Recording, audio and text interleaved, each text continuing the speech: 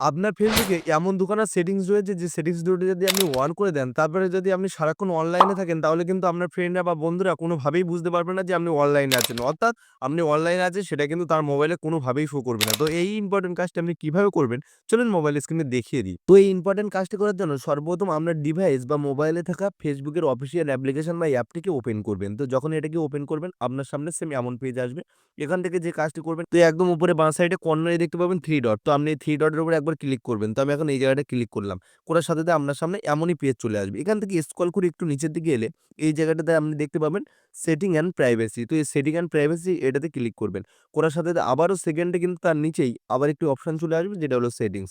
তো এই জায়গাটাতে আপনি ক্লিক করবেন।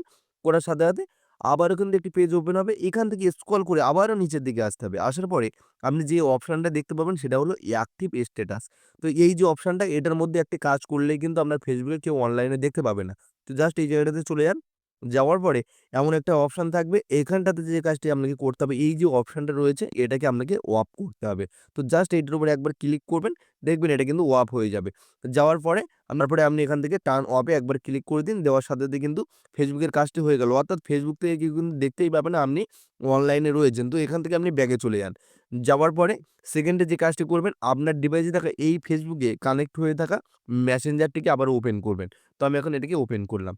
করার সাথে দেখবেন এমন পেজ আসবে। এখান থেকে একদম নিচের দিকে আপনি দেখতে পাবেন মেনু। তো এই মেনুতে আপনি ক্লিক করুন। তো আমি এখন মেনুর উপরে ক্লিক করলাম। এখন সেটিংস বলে কিন্তু লেখা রয়েছে। এই সেটিংসে আবারও আপনি ক্লিক করে দেবেন। তো আমি এখন সেটিংস এর উপরে ক্লিক করলাম। করার সাথে এই যে পেজটা আসবে, এখান থেকে আপনাকে স্ক্রল করে একটু নিচের দিকে আসতে হবে। আসার পরে এখানে দেখতে পাবেন অ্যাক্টিভ স্ট্যাটাস। তো এই জায়গাটাতে আরেকটি কাজ আপনাকে করতে হবে। জাস্ট এটার উপরে চলে যান। যাওয়ার পরে এই ডান সাইডে যে পারমিশনটা রয়েছে এটা অন করে রয়েছে, এটাকে আপনি অফ করে দিন। দেওয়ার পরে আপনি সারাক্ষণ যদি আপনার ফেসবুকে অনলাইনে থাকেন, কোনোভাবে ফেসবুক বা মেসেঞ্জার থেকে কেউ জানতেই পারবে না যে আপনি অনলাইনে রয়েছেন।